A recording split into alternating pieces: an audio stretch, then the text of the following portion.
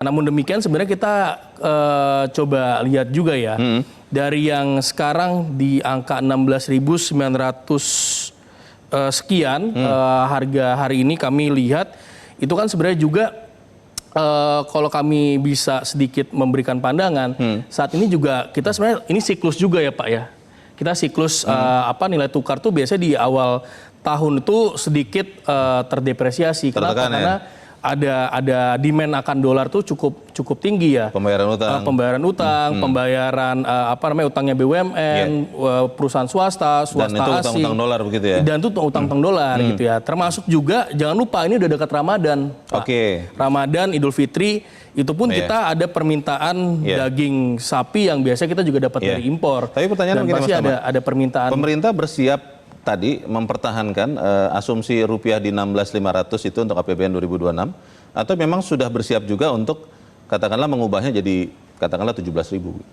Pasti itu akan menyesuaikan ya, adjustment tuh pasti akan dilakukan sesuai dengan kondisi di lapangan. Seperti apa nantinya, berapa besar nilai tukar yang nanti akan berpengaruh juga ke besaran subsidi energi kita, utamanya ya subsidi BBM, subsidi LPG yang kita masih dapatkan dari impor. Itu pasti akan disesuaikan, Mas. Tapi banyak juga beberapa hal ya, kita lihat kita masih optimis kok. Ini sebenarnya cyclical saja dan kita masih percaya bahwa perbaikan-perbaikan fundamental yang dilakukan termasuk revisi peraturan pemerintah terkait dengan perizinan berusaha PP 28 2025 yang menuju semakin pastinya dalam kepastian waktu berusaha, termasuk simplifikasi proses perizinan. Saya berharap sih ini secara fundamental ekonomi emang selalu diperbaiki. Baik. Gitu.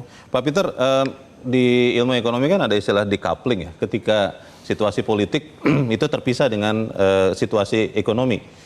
Kalau Anda lihat sekarang, dikaitkan dengan nilai tukar rupiah yang hovering sekitar 17.000 per dolar, ini memang benar-benar murni karena kondisi geopolitik, ketegangan, dilakukan oleh Trump terutama, oleh Amerika Serikat, atau memang ekonomi dunia, dalam hal ini Amerika Serikat seperti tadi dalam data, memang sedang sangat kuatnya, sehingga memang ketika $1 17.000, ya memang itulah nilai wajarnya. Anda lihatnya seperti apa? Ya sebenarnya kalau kita lihat dari pergerakan dolar sejauh ini ya, sebenarnya dolar bukan dalam kondisi yang terkuat. Oh. Ya kalau kita lihat dari angka indeks dolar kan, angka indeks dolar di bawah 100 sekarang. Ya, artinya dolar terhadap mata uang kuat dunia itu relatif melemah. Sedang melemah. Terhadap misalnya terhadap euro, ya terhadap pound sterling. Nah memang agak anomali ketika dolar melemah terhadap mata uang dunia, termasuk juga terhadap mata uang secara umum di dunia, Indonesia melemah terhadap dolar. Tetap melemah? Ya, biasanya itu terbalik begitu ya? Biasanya ketika dolar itu melemah terhadap mata uang dunia, Indonesia ikut terapresiasi. Ya ikut berjamaah sama yang lain. Itu kenapa Pak terjadi anomali itu? Kalau anomali ini kalau menurut saya ini lebih disebabkan ya, kalau untuk yang terakhir ini ada banyak hal ya. Kalau saya melihatnya, kalau dilihat dari historisnya memang rupiah itu sangat terpengaruh dengan ekspektasi. Ya ekspektasi terhadap rupiah kita sekarang menurut saya relatif rendah ya.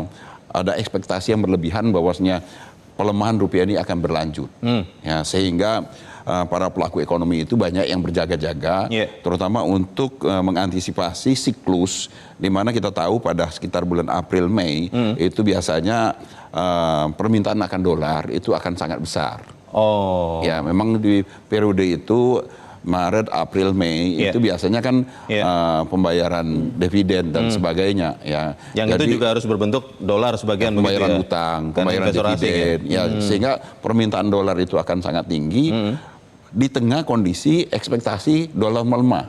Jadi orang menahan dolarnya sekarang. Ya, jadi sekarang orang yang punya dolar akan menahan, yang nggak punya dolar akan minta. Akan beli, karena dia akan berjaga-jaga, lebih baik aku beli sekarang daripada nanti terlanjur dolar sudah lebih kuat lagi. Pak Peter, kalau saya sederhanakan begini, kalau misalnya Trump itu hanya menggertak, Greenland tidak jadi diambil, Iran pun tidak jadi, apakah kemudian rupiah bisa dengan cepat menguat, katakanlah ke 16.500 lagi, sekarang kan 16.900-an, atau memang itu pun belum tentu akan dengan cepat menguat, Pak.